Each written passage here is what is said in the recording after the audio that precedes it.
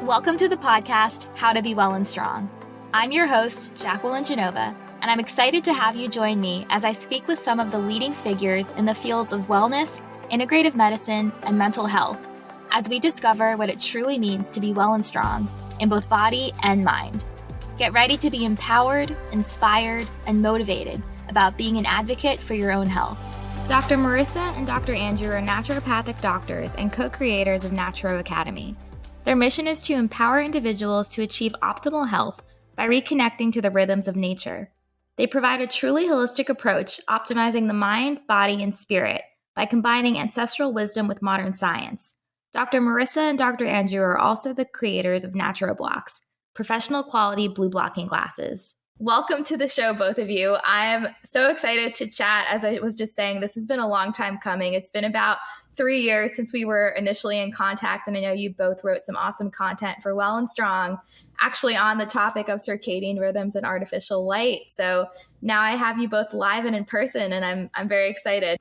Yeah, very excited, and we agree. When we stumbled upon this topic, same thing. Like, it's just so mind blowing how much more there is than just like diet and exercise, right? Like, we were, I would say, pretty heavily focused on things like nutrition, but then you realize there's this whole other circadian rhythm world that just like opens you up to another world of possibilities, essentially. Couldn't agree more. So with that, let's just start with the basics. What is the basic definition of a circadian rhythm, and what role does light play in regulating it?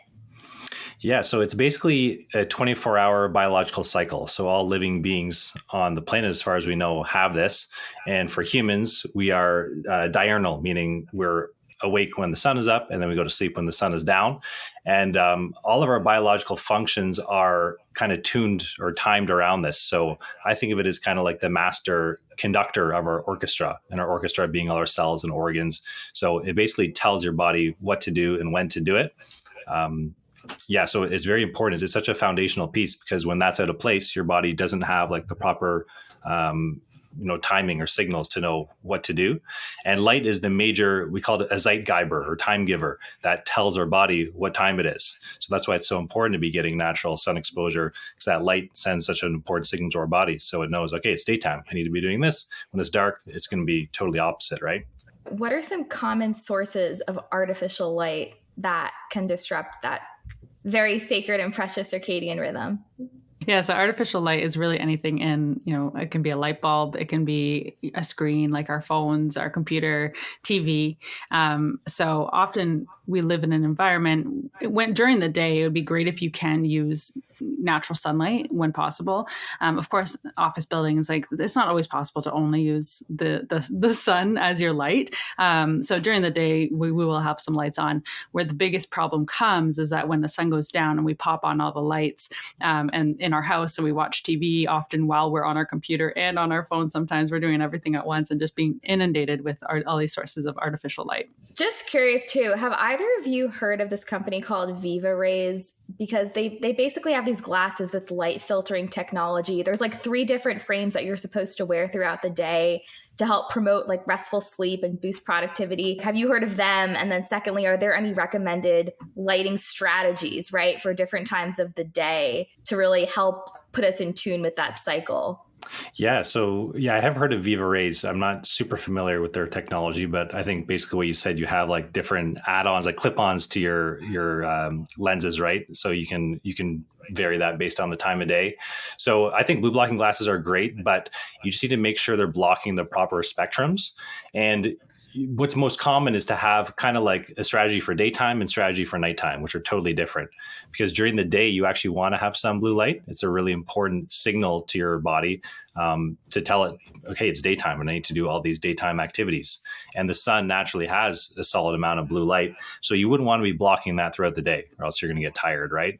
But at night, once the sun goes down, there really is no blue light found in nature. So that's when you want to block all of it. And you can use some of the strategies where you're just changing your environment. So like, you're not, flipping on all the lights and not on screens. But blue blockers are very helpful as long as they're blocking out all the blue. So, and even some of the green spectrum actually. So that's where you need more of a red tint. So we actually started our own company called Natural Blocks, producing these types of blue blocking glasses. So we have a daytime pair and a nighttime pair, and there's, plenty of other great products out there. But unfortunately, a lot of them, like some of the cheap stuff you find on Amazon, they're not really putting any like science into their products. And when you test them, they're not actually blocking like any appreciable amount of blue light. So you just need to make sure. It's kind of like, anything. Same with supplements. There's, better quality, less quality. So I will include the links to this. I have my own pair. I remember, I think 2 or 3 years ago, and I use them all the time. I love them. And I really do feel like they've made quite the difference. If I'm home or traveling, it's an essential I have to pack. Awesome. Are those the daytime pair that you have? Yeah, I think you have the centellas, if I remember properly. Like Dr. Andrew said, we want to look at like the time of day and then use them accordingly. So if you are able to get sunlight during the day but you're still on a screen, but the majority of your lighting is sun, you don't necessarily need them during the day, right? You really want to, learn when your body needs them and when your body will be optimized with them, so you can use them as a tool based on getting inundated with the artificial light and what time of day and stuff. Yeah, that makes sense. And I was mentioning this earlier. One thing I truly love about both of you is that you emphasize the importance of being in nature, right? But that also means waking up with the sunrise and going to sleep with the sunset. Can you share with listeners why that small practice is so impactful, and what are some other lifestyle strategies that, folks can implement to, again, maintain that healthy circadian rhythm and balance? It's so impactful because we are beings of nature. We're not separate from nature, even though often we live like we are. So if we're being a little bit more nocturnal than our bodies are set up to be, our circadian rhythm is going to be way off. And when our circadian rhythm is off, our circadian rhythm tells us when it's daytime so that we can have awakeness, and nighttime when we can go to sleep and stay asleep. But the rhythm also tells each of our cells and organ systems how to function and when to function. So when we start to kind of flip-flop that and change the natural rhythm of our body, we start to see health detriments happening. And it's really evident in people who do this long term. Like shift workers. Yeah, especially shift workers. You can really see that their health starts to deteriorate. And a lot of times we can get away with this when we're young. Like we can party all night, sleep all day. It doesn't really impact us because we're so resilient when we're young. And we're still resilient as we age, but our body starts to speak to us a little bit louder than it was when we were younger. Yeah. And in the morning, so getting that morning sunlight is one of the most impactful things you can do for your health. And it sounds like it's too simple to be true. And a lot of people, they don't really, they don't believe us until they actually implement it. But that first hour of that sunrise, it is the major Kickstarter for your circadian rhythm. So it's that signal that's saying, hey, it's time to get up and get all of these processes in order. So you have, various different spectrums going on. So you have some blue light, which helps to stimulate cortisol release from your adrenal glands. So that helps you, helps get you moving and going for the day. You also have some red and infrared light, which helps to supercharge your mitochondria. You also have a bit of UVA at that time, which helps with neurotransmitter release and production and all sorts of stuff. It's actually crazy how much just being outside for 5 or 10 minutes can impact your entire physiology. There's a lot of sun phobia these days, but I would say as long as you're not burning, get as much sun as you can. It's super important for every aspect of your biology. And then nighttime, you basically do the opposite. You don't want to have any of that light. So just respect the darkness. I love that. I couldn't agree more. And that has become a staple in my morning routine, is getting sunlight literally within the first 20 minutes of waking up. I will go outside, even if it's cloudy. It does make such a difference. And do you have any tips for people who live in, again, those cloudy regions like Washington, where they may not be receiving direct sunlight in the morning? Are there any other substitutes, perhaps like a red light that they could use in the morning upon waking? What are your thoughts on that? Yeah, I'd say still get outside, because even though there is cloud coverage, the sun can still get through. So even those SAD lamps, they're giving you off sometimes 10,000 lux. And so the amount of lux, the light that they're letting through, is very comparable to a cloudy day. We can still get that amount from the sun, even on a cloudy day. So it's even less from those. From the lamps. Yeah. So I'd say like, don't be discouraged, even though there are clouds. Know that the sun is still very powerful and coming through to bless you with its light rays. But yeah, there are so many tools like the natural blocks, like the blue blocking glasses. It's a tool that you can use. There's another tool like red light panels. Those are incredible. And we have one too. And when, even especially in the winter, when it's like cloudy day after cloudy day after cloudy day after cloudy day, we're still going outside and getting our sun. But then we also supplement with the red light therapy, the red light panel. And we use that usually in the morning sometime to really give our bodies that extra boost that we're desiring, especially we're in Canada. So we get a long, gloomy winter often. I'm sure. I love that. And again, I also use red light therapy in the morning. Going back to the folks who work night shifts or have irregular sleep schedules, I'm assuming that red light therapy would be something that's helpful for them to help regulate their circadian rhythm. Are there any other practical tips or strategies that you could offer, again, for someone who has to work those night shifts? My best friend is still finishing her residency.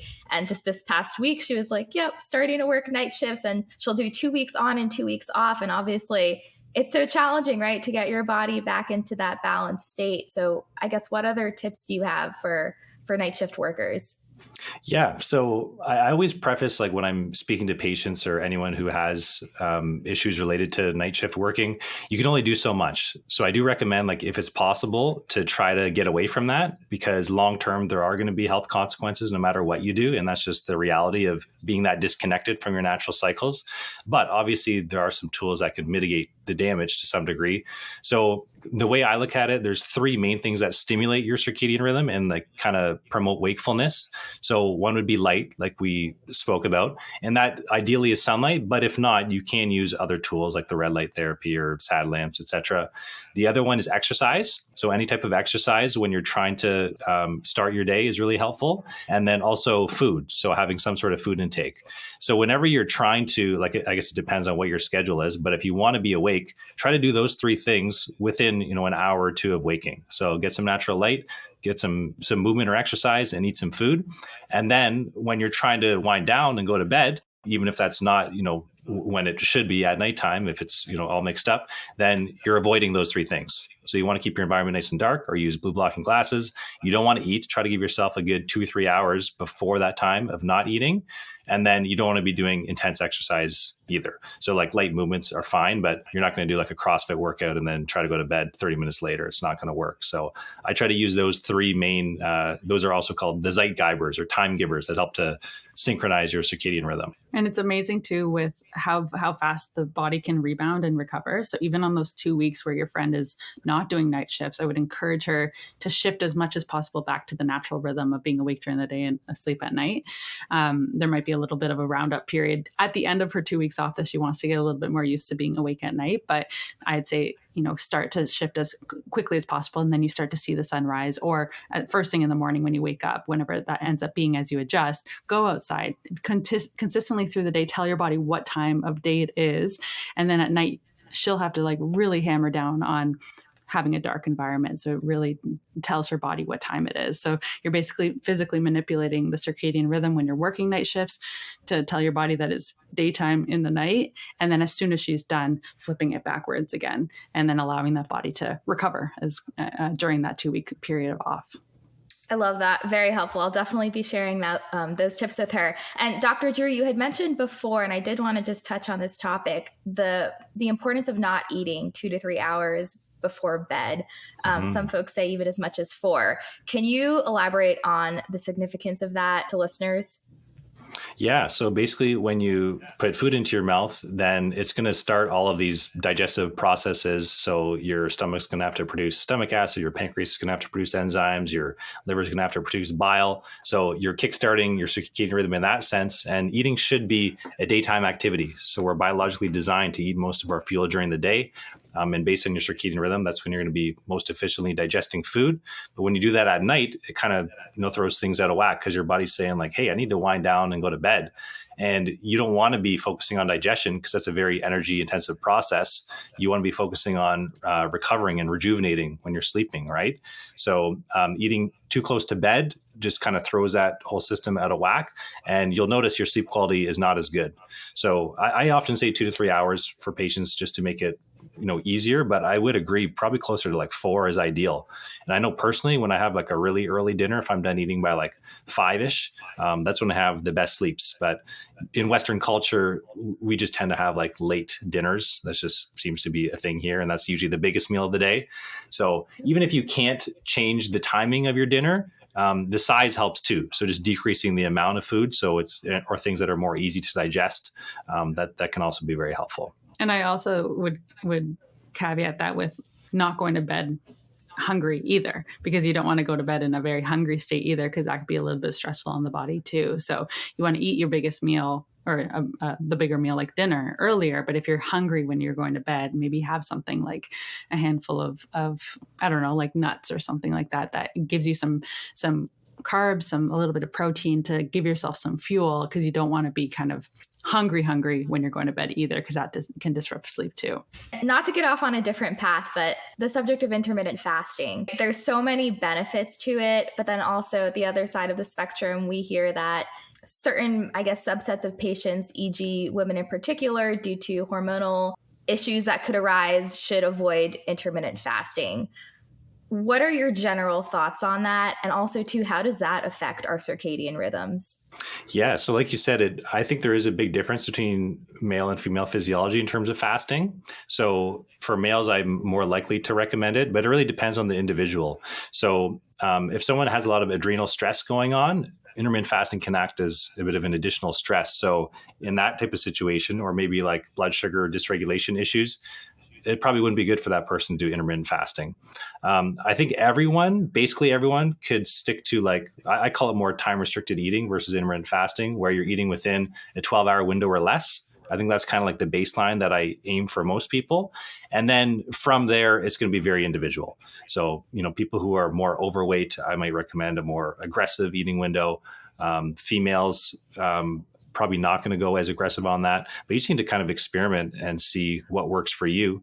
I would say the most important part is just not eating late at night from a circadian perspective, and having it's kind of a debate whether you should eat first thing in the morning or not.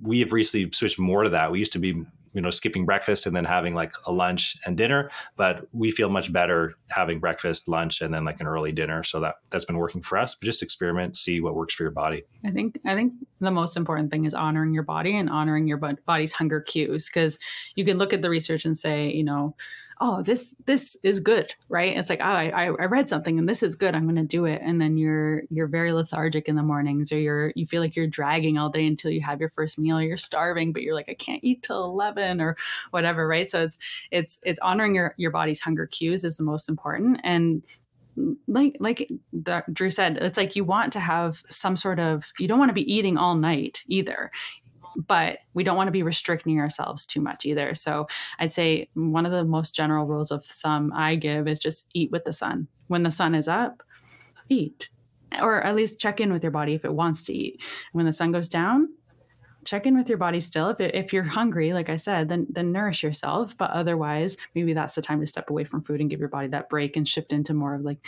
the detoxification and the cellular turnover that happens when our body isn't working on digestion and it's going into those evening processes. I love those. And yeah, quite honestly, up until I want to say 2 or 3 years ago, I would be one of those people where I woke up in the morning, first thing I grabbed was that cup of coffee, full caffeine.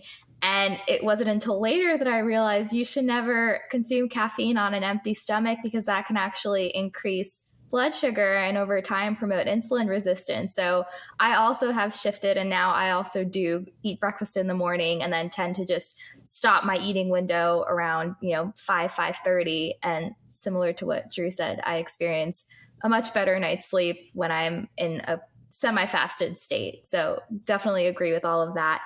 Also, too, what are your thoughts on supplementing with melatonin? Yeah, personally, I'm not the biggest fan. with most of those things, if your body is making it, then you should try to promote your body's internal production of those things and release. I think there is a time and place. So I know we don't do a ton of like integrative cancer stuff, but that would be one example where melatonin has pretty good research for helping with cancer. But otherwise, I find a lot of people, well, I guess it's individual. Some people take it, it really helps them and knocks them out. Other people, they take it and they don't really notice a difference. And a lot of the research shows it's not even that effective as a sleep agent. So yeah, it's kind of individual. I would opt towards using things like botanicals or maybe other natural nutraceuticals that aren't going to necessarily like downregulate your endogenous production. And I know even that's a little bit debatable, but I try to just stick to, promoting your body to make its own melatonin as much as possible. I would say the one area it may be helpful is jet lag when you're trying to get back onto a rhythm. So using it for a few days to help reset that circadian rhythm, but not using it long term.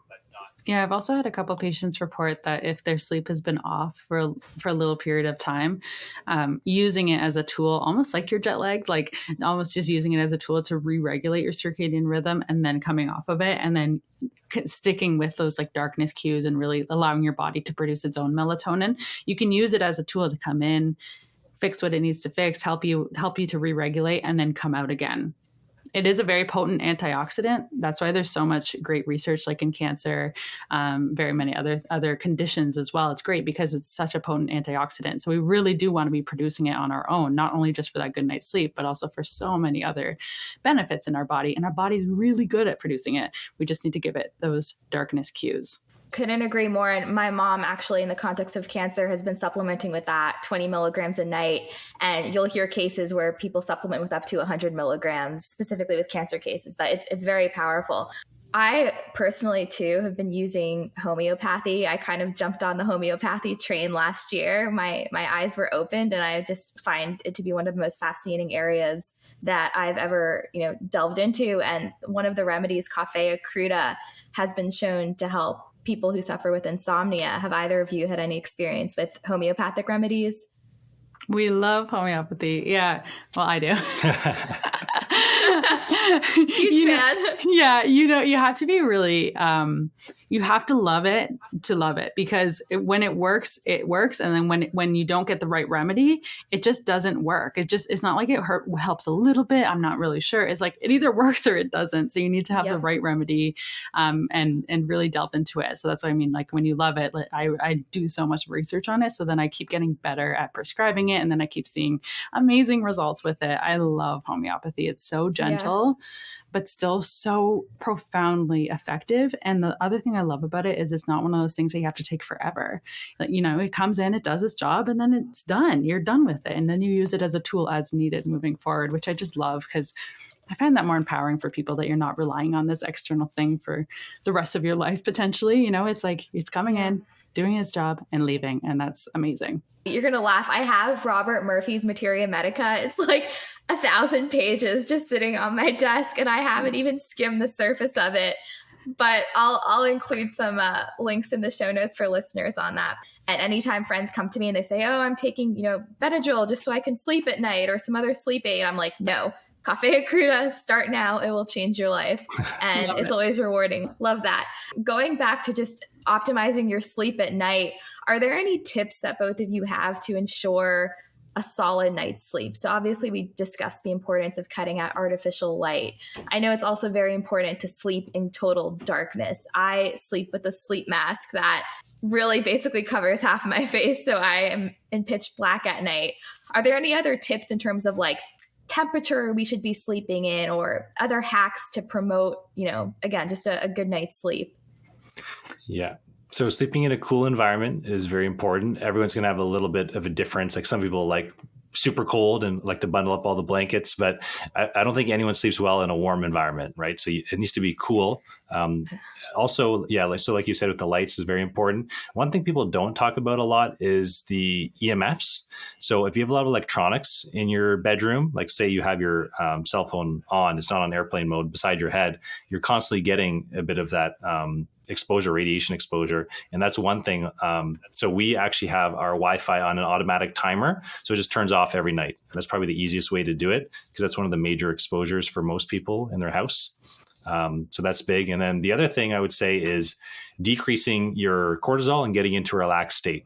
So one of the biggest issues we find with people who have issues falling asleep is that monkey mind. So as soon as their head hits the pillow, their mind just starts going like crazy.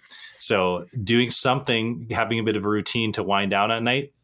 And that's where it's helpful. So like blue blockers are great for the light part of it. But if you're still scrolling on Instagram and looking at like stimulating content or watching, a thriller TV show with your blue blockers, you're still going to be like riled up and your mind's going to be racing and you're going to have difficulty sleeping.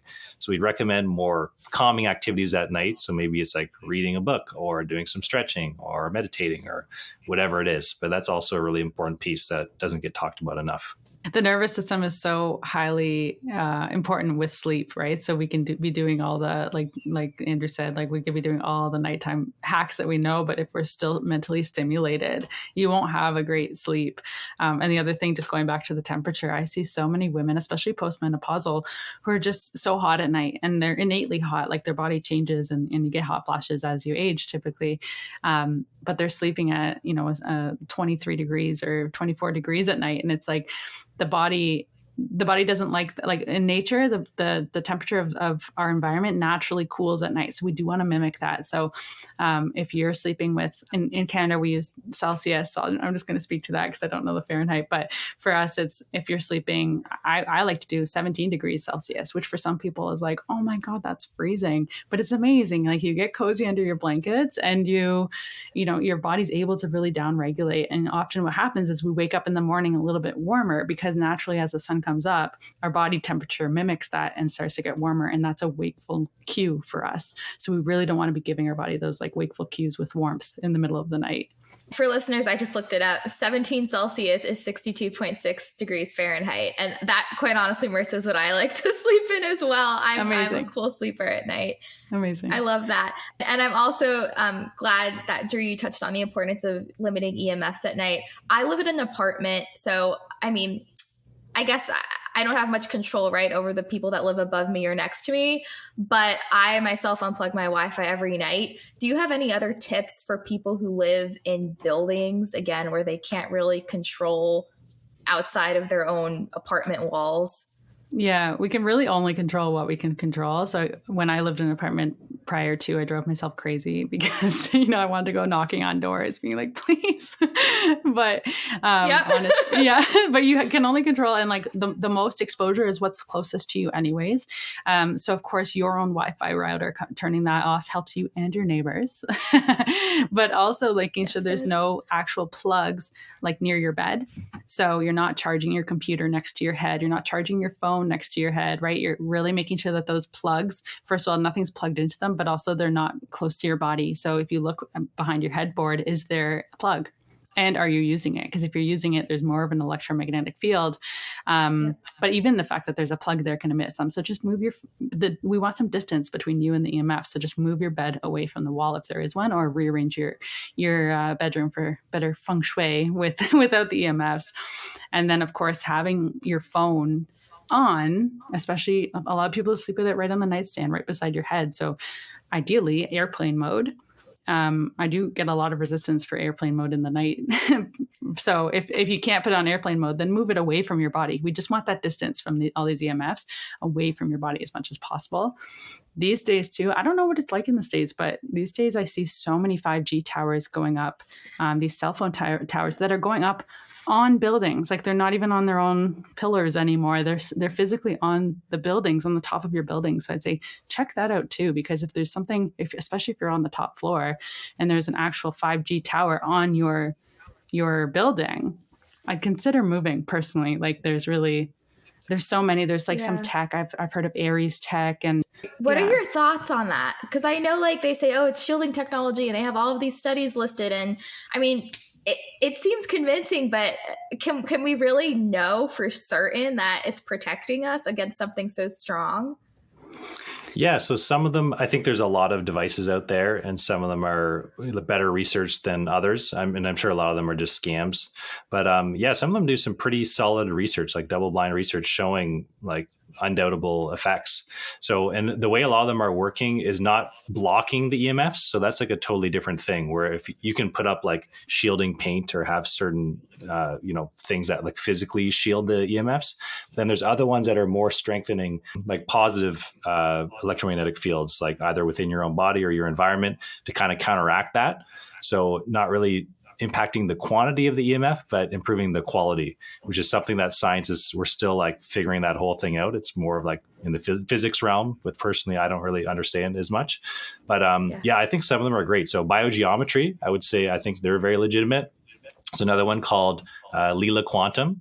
But looking into those two, I would say, those are two good options for people. And we also have an EMF meter, and we tested, one of our friends had a Blue Shield cell phone case, and we tested it with the EMF meter, and it actually did decrease EMFs quite a bit. And he was still able to get signal, like cell phone signal, which I found quite interesting. And I did that as well to I think it's called Aries Tech. Yes, that's what I have. I have one sitting right next to me on my wall. Amazing. It's pretty to look at. I haven't actually tested it though, but I'm just trusting their research there. Yeah, I think that they do pretty good. We don't have anything because we just use everything on airplane mode. We're like always very aware, but we should. We have a biogeometry. We do have something. Nice. I mean, I also think it's really important to recognize that, like, just like you said, Marissa, like we can't control certain things and we can't worry about it. Right. And I'm always telling my mom, like, the stress and the worry about something bad is often worse than the bad thing itself, right? Like drinking out of an aluminum can. If you go out, you're drinking seltzer, like there's only so much we can control. And I think it's really important for people to understand that, right? And to not feel like you have to live in this bubble and that everything's going to hurt you, because again, the stress from that has more of a detriment to your health than the thing itself. Absolutely. I think you really have to reevaluate, and when you're listening and hearing all these things about health, let it empower you as opposed to disempower you. Because when you start to live in fear, as you said, that stress is so negative and it negatively impacts our health too. So when you do notice that you're getting wrapped up in the stress of it all, take a deep breath, take a step back, and see how you can use this information to empower you. Shift the perspective so that you feel empowered with this information. And even if it's just like a little less, right? I'm going to get a little less toxic. I'm going to detox a little bit more today, right? It's like these little steps that we can make. We'll never be perfect, especially in society that we live in. We could do everything right and then step outside and breathe in the air that, might be toxic, and we could like drown in all these thoughts. Like it's so hard. So just let it empower you. Take some actions towards bettering your health a little bit today and a little bit more tomorrow, right? And it's just going to compound on itself, and leave the rest, because it can get quite stressful. I mean, that's just a beautiful approach to all things health and wellness, right? We have people that are just starting their wellness journeys, and they're just inundated with all of this information on the best diet and the best water filter, and you have to detox from all these different things to be healthy. And it's very overwhelming. And quite honestly, it makes people kind of want to wash their hands of it and say, I don't have time for this. But to your point, it's really just about making those small steps, like for circadian rhythms, getting sunlight first thing in the morning. And as people start to feel better, they'll start to want to integrate more of those steps, right? And then it's not necessarily, it becomes habit to them, right? It's not a chore. So I love that. And I couldn't agree more. This has been such a wonderful conversation. I want to be cognizant of your time, but I'm very excited to share this with listeners. I know it's going to help quite a few people. Where can listeners find you both? Yeah, so we're on Instagram, Naturo Academy, Naturo Academy. And then I have my own account too, Dr. Marissa Canning.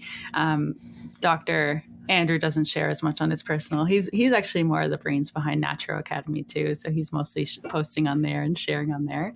We do have some great blogs out and some information, and we're going to be picking up the pace on sharing our own podcast as well. So we have a podcast, Naturo Academy podcast, I think it's called. Yeah. Yes. Yes. So. I listened to it yesterday. No, I listened to it yesterday. It was great. I'll include that in the links, show notes links as well. Thank you. Yeah, we just talk about subjects that light us up, and we just share what we know, and it's so much fun to talk about that kind of stuff. And we're getting some really great feedback too. So we're going to be putting a lot more of that out, and we're going to be putting stuff out on YouTube. So yeah, we're going to be turning up the notch a bit on our content coming up soon. So we also have some more information about blue light and circadian rhythms on our Natural Blocks website, and that's where also you can check out those products if you like. But we have like a info page about just everything about blue light and circadian rhythm and all that kind of stuff. So that's naturalblocks.com. Wonderful. I will include that. And my last question for you both is, what does being well and strong mean to you? I'm going to put you on the spot here. I think for me, the word that comes to mind is resilience. So kind of like we were talking about with all of this stuff. There's so many things in our environment that can, and theoretically should kill us. All the toxins we're consuming, all the EMFs, the blue light, all this stuff. Yet most of us are walking around in pretty good health. And that's just a testament to how resilient our body is. And especially, I don't think it takes that much, right? You just need to focus on the basics. We think that connecting to nature is probably the most important thing you can do. So eating natural food, getting plenty of sun exposure, standing barefoot, social connection, that kind of stuff. It's really simple at the end of the day. I know there's a lot of things that can get a little bit more complicated, but focusing on that stuff to improve your resilience so that you can handle all these other stressors, whether it's physical or psychological stress or all the toxins, we can't avoid them. So focusing more on your resilience through connecting to nature. Yeah, and for me, being well and strong means authentic, being your truest, most, best self, the way that you can show up for yourself and really feel good in your skin. That's being well and strong. It's just stepping forward into yourself. That's what it means for me. I love that. You both just said two really beautiful things that, again, represent well and strong itself, the resilience and the authenticity. And my symbol for my site is actually an olive branch. And I didn't know this before choosing that, but olive trees are incredibly resilient. They can withstand a lot more than we ever thought they could. Beautiful. Yeah, there's some really old, beautiful olive trees in Europe, like over hundreds of years old. They're incredible. Yeah. I want to get one for my apartment, like a little one. I'm starting to invest more in plants to spruce everything up. And I was like, an olive tree, that would go perfectly. And it's cute too. So you more to come on that. I do. Well, thank you both so much. It was such a pleasure chatting with you. And I'm excited to have you back on because, as I said, there are so many things I want to pick your brains on, but I'm really glad we got to cover this topic. Yeah, thanks for having us. This was a lot of fun. Yeah, thank you so much. I'm so happy we got to meet you like this too. We've been connecting online for so long, so this is fun. I hope you enjoyed this episode. If you would like to support the show, please subscribe, leave a rating, and share it with others. Be sure to visit WellnStrong.com to access notes from the show and to stay current with new content. I'm so grateful you joined me. Be well and be strong.